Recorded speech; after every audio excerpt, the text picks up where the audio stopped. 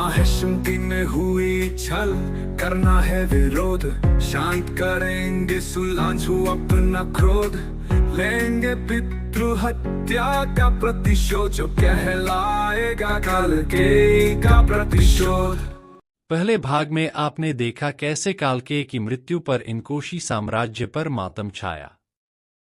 कालकेय के बड़े बेटे सुलांझू ने पिता की मृत्यु का प्रतिशोध लेने के लिए राजमाता तारामा से युद्ध की अनुमति मांगी, लेकिन राजमाता ने बड़ी सूझबूझ के साथ बेटे को रोकने की कोशिश की।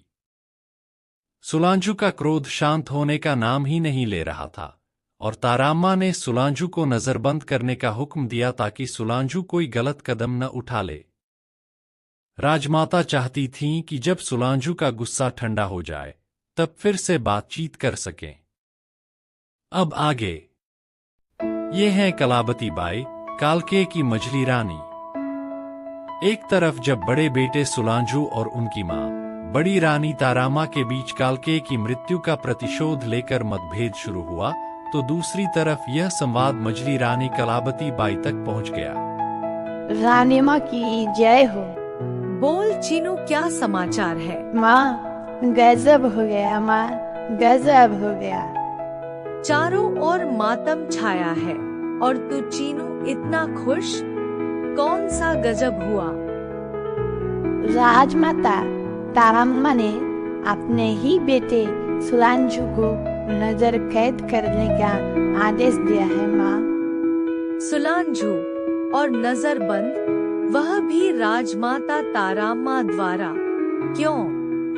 युवराज सुलांझू महाराज की मौत का बदला लेने के लिए माहिष्मती को फिर से आक्रमण करने का मांग की, लेकिन राजमाता ने अनुमति नहीं दी। युवराज ने भी आकर दिखाया। बस तारामा को तो अब जानते ही हो। सही तो है, फिर से युद्ध, यानी और भी कई जाने और भी लाशें। माँ आप ठीक तो हो?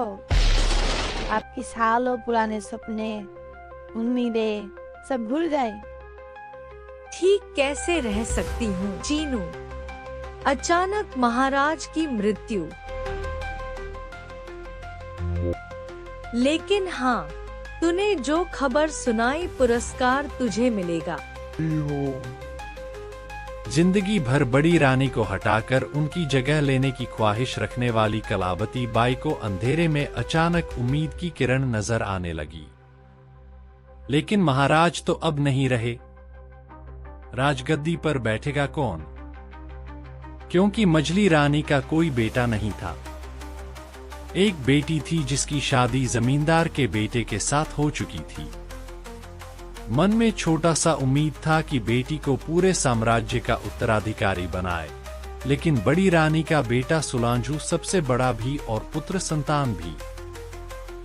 बस अपने सारे उम्मीद को जन्म लेने से पहले ही पूरी तरह दफना दिया था।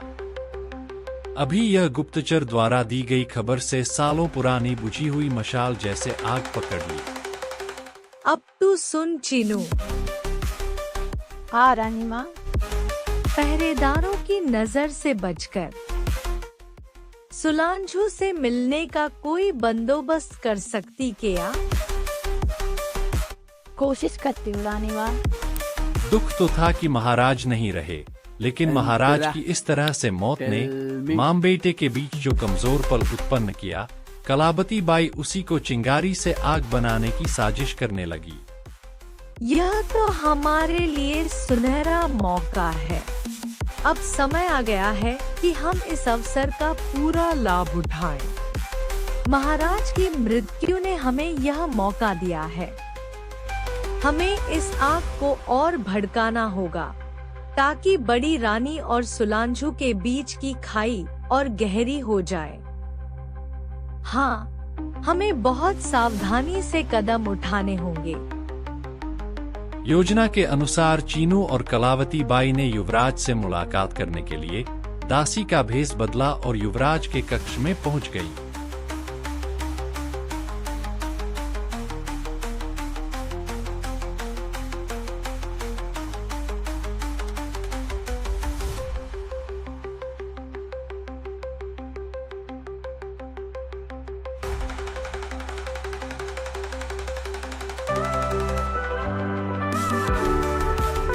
बेटा सुलांझू कैसे हो? मछली आई, आप दासियों के बीच में छुपकर क्यों आई? बेटा चारों ओर पहरा है। अगर मैं सीधे तुमसे मिलती तो हमारे बीच की सारी बातें राजमाता को पता चल जाती। बोलिए माँ। सुलांझू, राजमाता ने तुम्हें युद्ध करने से क्यों रोका? माँ, हमें भी तो वही जानना है। क्या ताराम्मा सोचती हैं कि तुम अभी भी बच्चे हो? या राजमाता को तुम्हारी वीरता, तुम्हारी योजनाओं और नेतृत्व पर भरोसा नहीं है? तुम्हारी जन्म देने वाली माँ तुम पर भरोसा नहीं करती, विश्वास नहीं करती तो सोचो, साम्राज्य की प्रजा कैसे करेगी? क्या प्रजा के इस सोच के साथ तुम्हें एक कमजोर सम्राट बनना पसंद है? कदापि नहीं। या फिर राजमाता का कोई साजिश है और वह तुम्हें बच्चा बनाकर रखना चाहती है ताकि जिंदगी भर साम्राज्य पर अपना ही हुक्म चला सके? फिर मछली आई, हमें क्या करना चाहिए?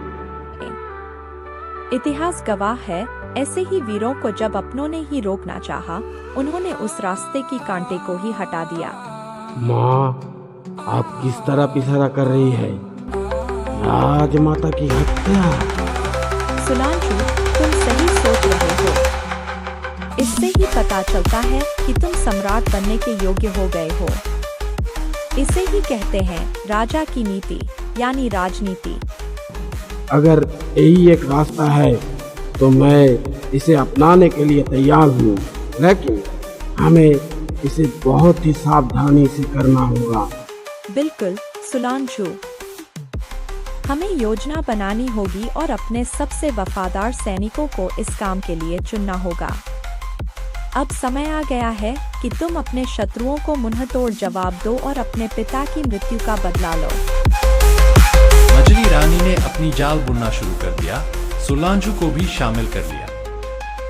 क्या इस रास्ते पर चलकर सुलांझू अपनी मंजिल पालेगा? देखिए बिल्कुल नई कहानी सिर्फ हमारे चैनल पर।